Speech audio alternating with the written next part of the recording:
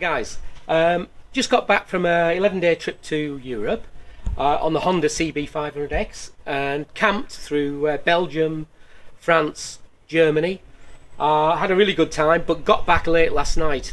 I did intend on giving you a very brief update on the bike and the camping gear and how I packed the bike for this camping trip, but it was too late last night.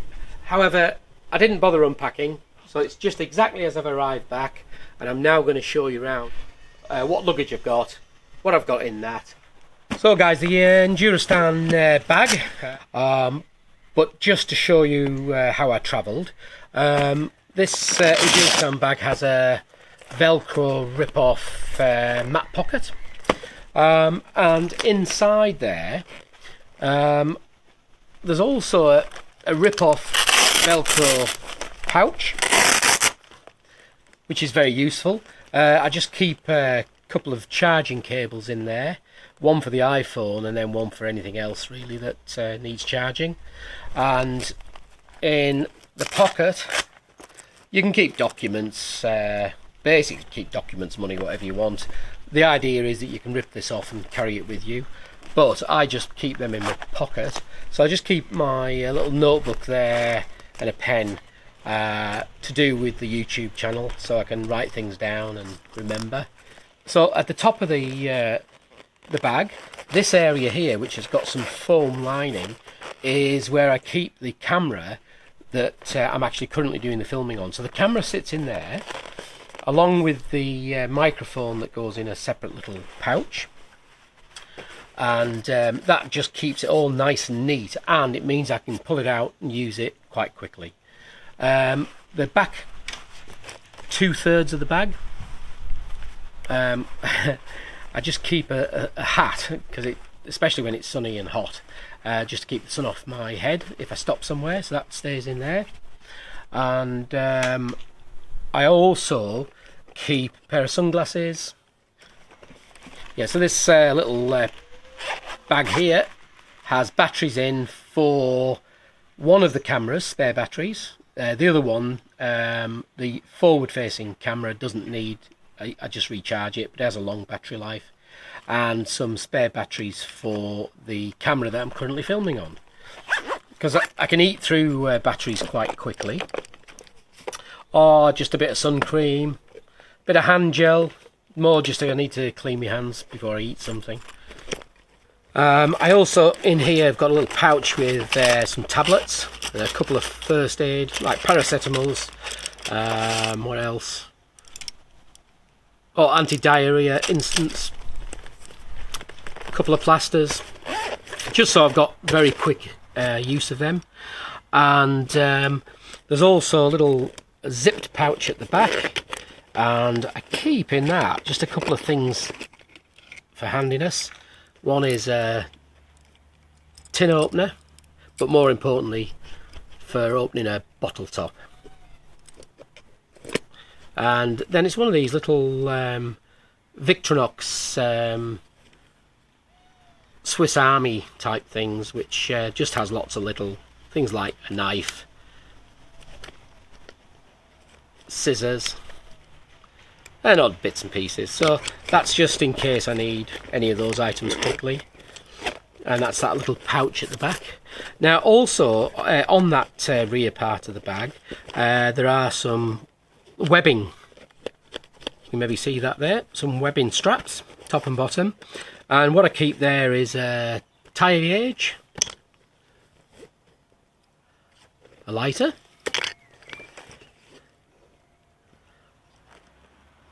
a very powerful LED light. That actually has a screw-on extra battery compartment, but I find that's just perfect for keeping in the bag. And my little Gerber knife, basically for everything camping. So the only other thing I put in there, and it's only sometimes I have it in here, or sometimes I have it in one of the GIVI bags on the side, the crash bar bags, is all the charging cables in a bag, the charging cables, charging ports, docking for the batteries, so I can recharge everything. So it sits in there, or it sits in one of the other bags. Just depends on what I'm doing. And that's everything in there. And there's still room for me to put, if I want to put like a chocolate bar in, or some little bits like that, or a bag of sweets. There's still room for that. So that's your lot. It has side pouches, and on these side pouches, this side I just keep a compass. I like to know which way the sun is. That's just a puck for a side stand puck.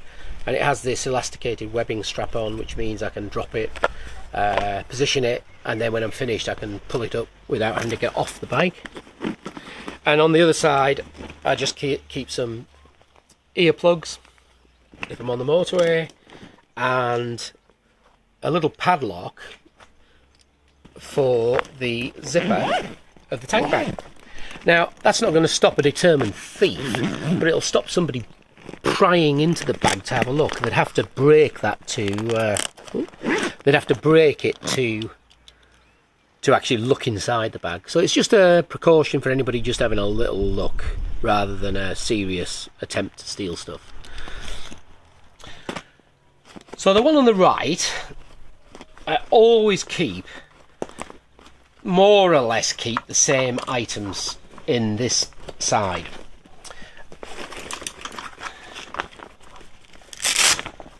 And that would be a spare pair of gloves. So I have a pair of off-road, very lightweight gloves, and I use them when it's hot. And then I have a pair of waterproof gloves, and I'll just alternate. So if I'm not using one, it goes in this bag. I just have a bag of spare pegs. Basically do with the tent side of things. Some extra guy lines. Yeah, so in this bag here, which is a little 6 litre, funnily enough the right size for the bag, waterproof roll-up bag. I usually keep 3 items in this, and that is one of the items that I've actually got in the bag. The other 2 I haven't at the moment because of when I packed up, I put them somewhere else. So it's a Mac in a sack, polar reversible down jacket. So this is great. I use this in winter a lot, and I took it with me on this trip because it's only small and you just never know at night. However, never used it on this trip because it was warm. So it depends on the trip, but if it was a trip into a very hot country, I probably wouldn't take this. So there's that jacket, and also I have a micro mesh fleecy top, which again I use a lot because it packs to nothing, and it just adds a layer of warmth if it just cools a bit in the evening. And when I was in the Eiffel Mountains, it did get cold. It didn't get cold. It did get a bit cooler at night, and I did have to wear it one night. Sat out having a beer or 2. So that goes in there. So it's always available. And if it's winter, I put a woolly hat and woolly gloves in there, but clearly I didn't need that this time. And on this trip, because it was warmer weather trip, I had a t-shirt, very lightweight t-shirt, and a pair of very light running shorts as they were, just so that if I stopped somewhere and I wanted to spend a couple of hours doing something, I could get changed. And that's it. So that's everything that goes in that bag. So guys, on the left hand side of the bike, this bag, again generally I keep the same gear in this, winter or summer, and this is largely a bag related to cooking and any additional small items of coffee and foodstuffs, emergency ration type things. On this trip, I carried this all the time. These kitchen type bags are brilliant. So all I've got in there is some waste disposal bags, some salt and pepper, the oil in case I do any frying, some spare tea bags, chocolate, hot chocolate, and usually a couple of coffee sachets, just so that I can pull out and use at any time. This little pack here, I'm not going to really open it. It's not rolled up very well because I just threw it back in again. Just has some very lightweight, a knife, fork, spoon, a pair of tongs for lifting food off a frying pan. That's wrapped in like a J cloth for washing up, and a tea towel usually wraps around that. So it's usually a very nice neat bundle that ends up being like that. However, because it's just the reality of packing up from a campsite, it just got all thrown together. So I always take coffee, fresh coffee or beans. This is ground coffee, but I often will carry some beans so that I can make fresh coffee. Now on this trip, that's gone unused, and the reason it's unused is that a lot of the campsites I was stopping at had coffee available. A lot of people, particularly the Germans and the Dutch, were making me cups of coffee in the morning when I was packing up, and sometimes I just left early-ish and stopped at a small cafe just to figure out where I was going to go that day. So I didn't end up using that. I did have some coffee bags which I used, but not so many. I had one emergency food ration, which was this Wayfarer. Also in here I keep a fold-up water bottle.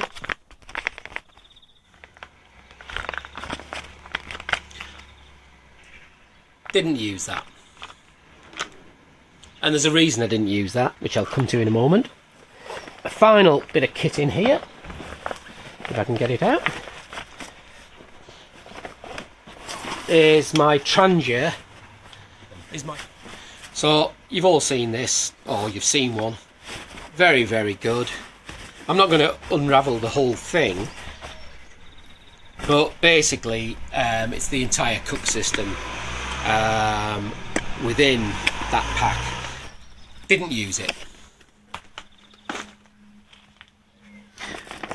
Oh, there was one further thing, and it's my little coffee brewer flat pack coffee pot. Fantastic. Didn't use it on this trip. So there you had the two crash bar bags. One on the right, extra clothing, extra gloves, stuff you might want to layer up if it's getting cooler, but stuff that you really might want access to fairly quickly, or if you don't want access to it, it stays there untouched, weighs nothing, and so that bag, that side, is quite an important bag for my travelling, even in warmer weather. The one on the left was usually my kitchen cook sort of setup. In the UK, especially in winter, I'll put the Trangia inside the main bag and have more foodstuffs in there if I'm going to wild camp up in Scotland or something. So let's have a look in the main bag. A bit of a mess because it was packed on the morning I left a campsite, and I intended camping again for the final night when I got to the Ypres area in Belgium. But in the end I got there late-ish and I decided to have a hotel because I wanted to go to the Menin Gate and see the ceremony there, and probably I wanted a pizza. No, the whole time I've been away I wanted a pizza, so I thought I'm going to book into a hotel. So the bag is exactly as I'd thrown stuff in when I left the campsite on the final camping morning. Shall we have a look? Okay, this bag, a couple of things. There are two pouches on both sides. You can see it there. Now this pouch is empty and remained empty for the whole trip. I usually put a bottle of water in there, supermarket bottle of water. It's quite useful just for carrying. The one on the other side, I'll just show you what we have in there. And I always have this in this right hand side water bottle bag. So this travels with me everywhere, regardless of what else I'm taking, and it sits in the bag that's on the other side.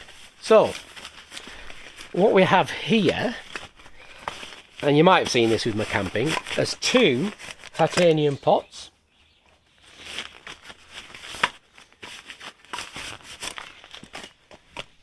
Oh, and just to mention, quite often, because they don't take up much volume of the little side bags, I'll have an extra gas cartridge in the other side underneath this. So this comes with me everywhere, and this is the 2 titanium pots, 2 sizes.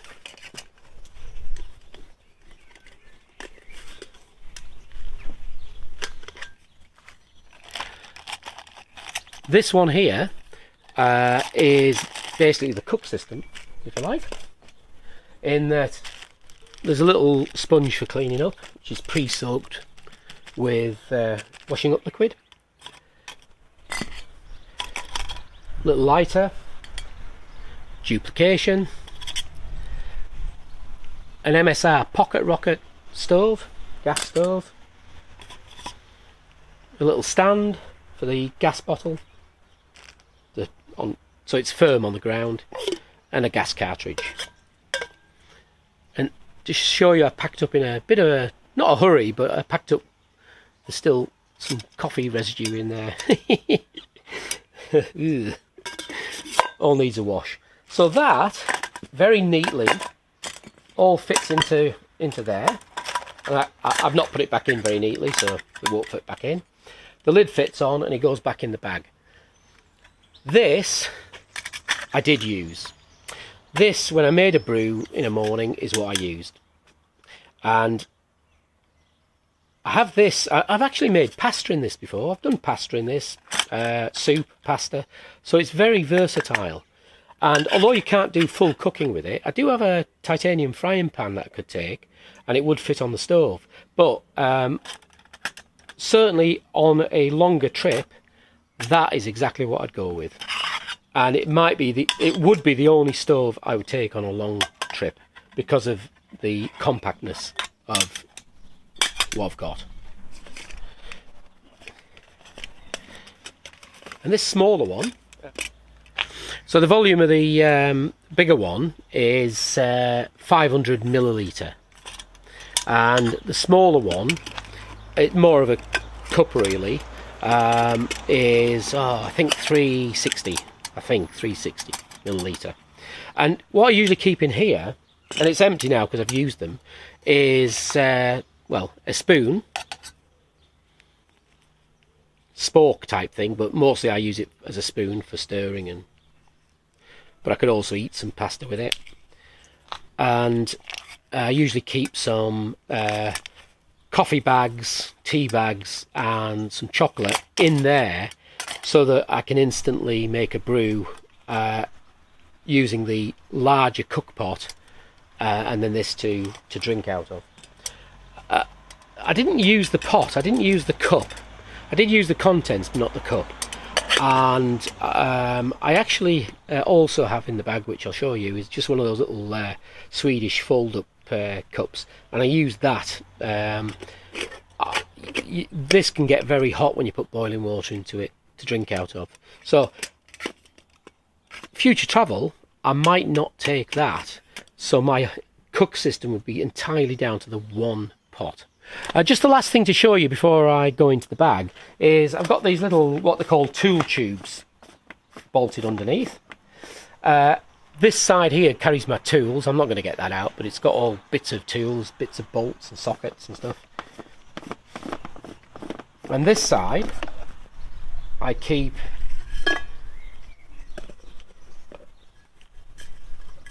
a SIG water bottle, and so I'm duplicating with the flat pack water bottle and this one, and the flat pack is most certainly takes up less space, but putting water into this, it does keep it a little bit cooler. Also, if it gets cold at night, and in winter I do use this as a hot water bottle, put a motorcycle sock over it, into the sleeping bag, warm as toast. So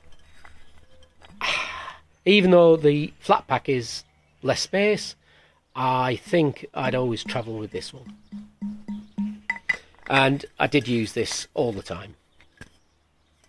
and it just sits nicely in there with that screwed on. And to be honest, it just keeps it all out of the way, keeps it clean, and keeps the water a bit cooler as well. One further thing, squeezed in a space, is just this bag, and it's just got some waterproofs to go over the motorcycle gear if it's really bad weather. So this horseshoe shaped bag has proved tremendous value for money, because I've used this consistently over a couple of years, and it's been out right the way through winter, summer, and excellent bag. Normal sort of order of gear, and this is not winter camping, because usually it'll be fuller, and I'll have extra stuff just to cope with the winter cold. But for this, the first thing I'm able to reach in and get is the tent. So whatever happens, first thing I can get out is the tent and leave the rest of it, if it's raining, leave the rest of it entirely dry. And on this trip, I've actually used for the first time an MSR Elixir 1. I've got the Elixir 2, tremendous tent, and I bought this Elixir 1, it's second hand but unused, just for this trip, to try it out. A smaller, slightly smaller package size. I mean, that's an oversized bag, so it squeezes down a lot. Although the fly sheet isn't in there, it does squeeze down and compresses down. With a compression bag, it goes down to virtually nothing. So tent's the first thing to get out. Second thing I'd get out is the Helinox chair, and in that order. I like to get that. I like to get camp set up. That actually doesn't normally sit in here. It's just I threw it in here when I finished that last camp. That normally is the bag that this has the charging cables and the docking points, and it also has a power bank in there, and that would sit in the tank bag normally. Just an item of clothing that I threw in. That's the lighter weight sort of fleecy type jacket that normally sits in the GIVI bag with the other clothes. For instance, access. The pair of shorts doesn't go in there normally. That normally sits in that GIVI bag. This is just a toilet bag that has all my toiletries in, and it has a small bag with, I'm not going to go through this, but it's got my toiletries in. It's got a small bag with some medications that I take, and it's got within that same little bag, within this bag, there's some stuff that I use inside the tent. You know, usually keep some wet wipes in there, some tissues, just basic stuff really. There's a little tiny LED light in there as well, which is about that size, really small, very good. I'm a bit duplicating on lights, to be honest. I've got 3 on the bike, so I don't know, but they're all useful in their own way. That is just a little compression bag with the fly sheet from the MSR tent.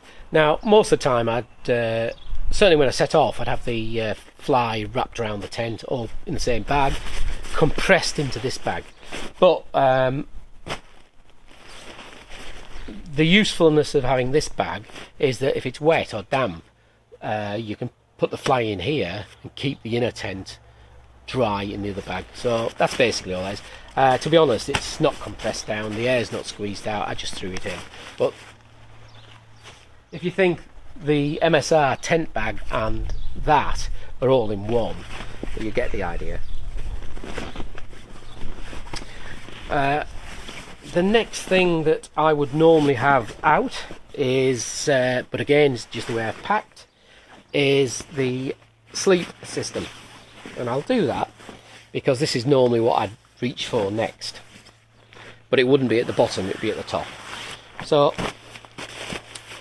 this is the sleep system, and it's a sleep system for warmer weather.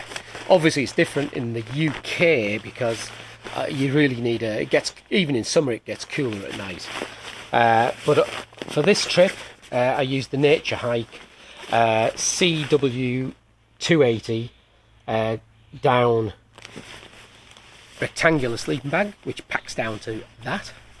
In hotter climate, which is what I've been to, it worked brilliantly. So if it's a trip to hotter climes, that will be going with me. So the sleep kit has the same in every time, and I've just got a little X-Bed mat. There's reviews on all this gear, and one of my many pillows.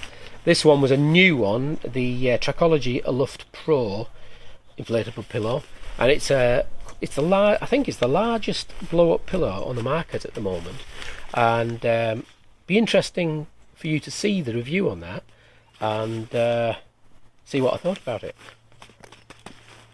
So lastly, I've got this thermal sleeping bag liner, and I bought this on a trip in the UK because the weather had got a bit cool. So I bought this just to, because I've got all sorts of other ways of dealing. I've got warmer sleeping bags, but so I took this with me just in case, but it never needed to use it. And I think if I was going, to the likes of France, Spain, and it was summer, I probably wouldn't take this again. But it's always useful if you want to. So the next item out. Now, some of this gear I just leave in the bag. This is my clothes bag, and it's in a valve compression that when you first press it down, that's about it. Now that was slightly bigger because some of the clothes are just loose in the bag, ready for washing.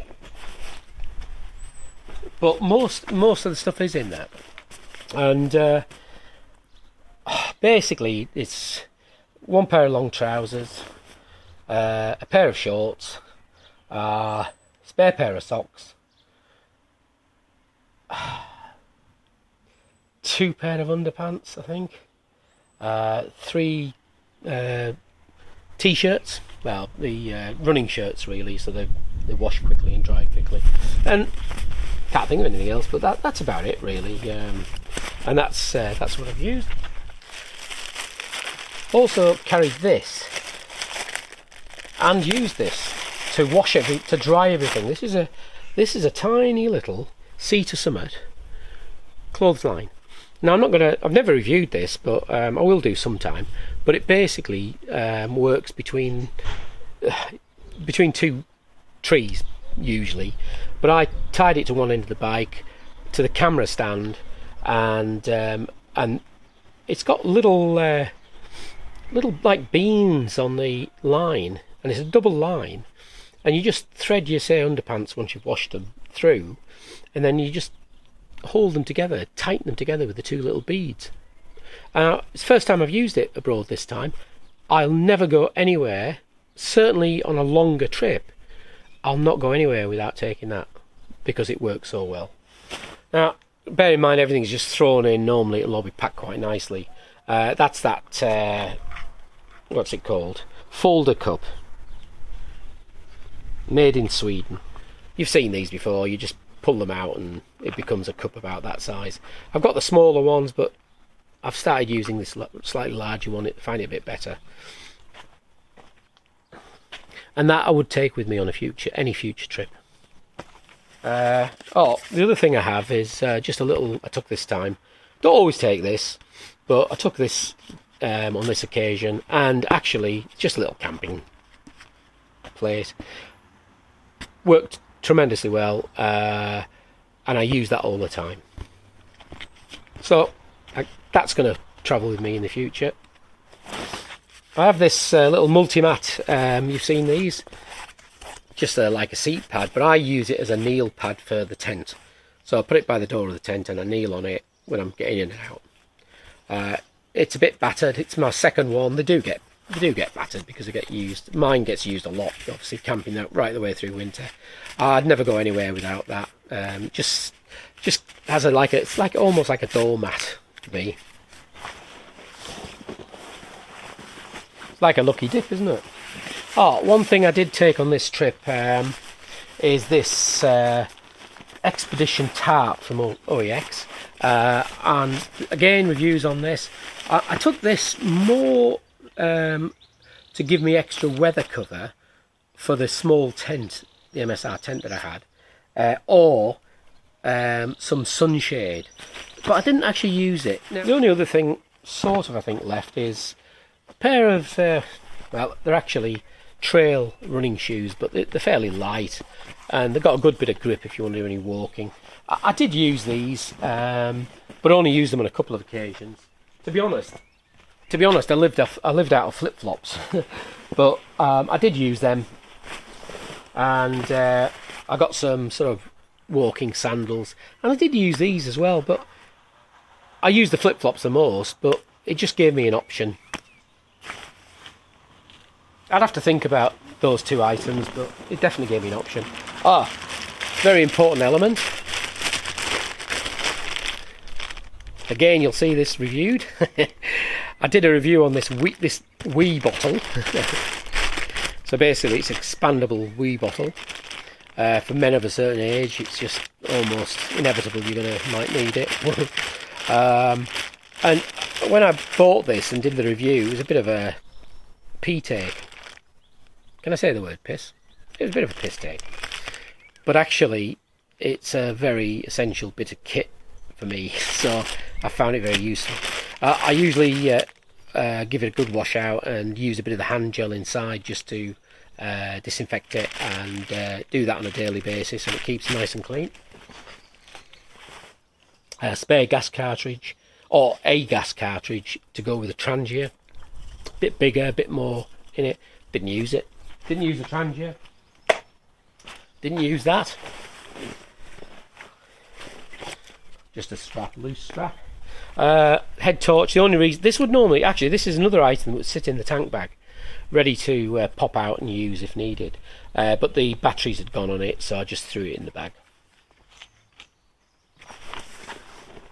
So that's 4 lamps I've got, and I think that's finally, and that's it. That's everything. Yeah, finally I've got my basically my camp knife, which is the Morocchini, Swedish one. You'll have probably seen these. Really nice bit of kit, good knife, very strong. Didn't use it, didn't come out of the bag. I did use the small knife, but I had no reason to use that, so debatable whether I'd take that again. So that's it, that's everything out. You know, every trip is going to be different, and if I were doing campsites like in France, Germany, wild camping's a bit it's not legal, and it's certainly frowned upon. In Belgium, France, Germany, it's just not really that doable. If we're going up into the Nordic countries of, say, Sweden, Norway, Finland, wild camping is actively encouraged. So if I was doing a trip up there and I was going to wild camp a bit more, there are certain things that I would take, like the big knife, and I've got a wild camp bag which has a little trowel and things like that. I didn't take it on this trip, but if I was going wild camping, if I thought I was going to wild camp, I would take a few extra things and probably dump some things I didn't need. So it just depends on your trip, and it's all down individually. It's just what you need, what comforts you need. It's like the camping chair. Well, it takes a bit of room up, but I really like to have a camping chair, and I really like to sit down. Now, you could sit on the ground, but when you're getting a bit older, it's like, you know, your body can ache a little bit, and it's just nice to have that chair. When I look at it, I've got a lot of duplication going on, like the cook set, the lights, the lamps. I've got 4 of them, and each one has its own purpose, but do I need them? Oh, no, I don't. So there's stuff that I'll cut back on, and certainly for a similar trip, I would do things a bit differently. So really, that's what worked for me. I've gone through everything. You know what I've used, and you know what I haven't used. So the stuff I haven't used, I probably wouldn't carry again. Yeah. So I hope you found that interesting. It's just personal to me, though. It's just my gear. Everybody's going to be different. And thanks for watching, guys. The bags I'll be doing independent reviews of, follow-ups on. So you need to watch those videos to see how they've performed or how they've not performed. But for now, thank you very much.